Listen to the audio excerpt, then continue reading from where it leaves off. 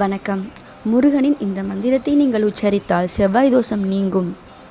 இதனை முழுமையாக பார்க்க வேண்டும் என்றால் கமெண்டில் ஓம் சரவண பவ என்று பதிவிட்டு யாத்விகா சேனலை லைக் பண்ணுங்கள், ஷேர் பண்ணுங்கள், சப்ஸ்கிரைப் பண்ணுங்கள்.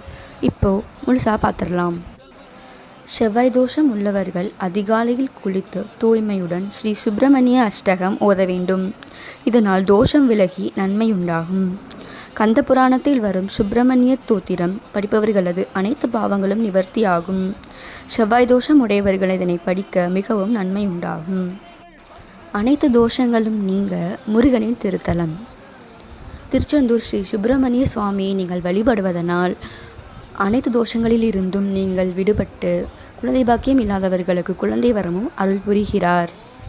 நீங்கள் செய்த பாவங்கள், கர்ம வினைகள், தோஷங்கள், குழந்தை பாக்கியம் இல்லாதவர்களுக்கு குழந்தை வரம் அருள்வது என அனைத்திலும் ஸ்ரீ சுப்பிரமணிய சுவாமியை நீங்கள் வழிபடுவதனால் உங்களுக்கு நன்மை உண்டாகும்.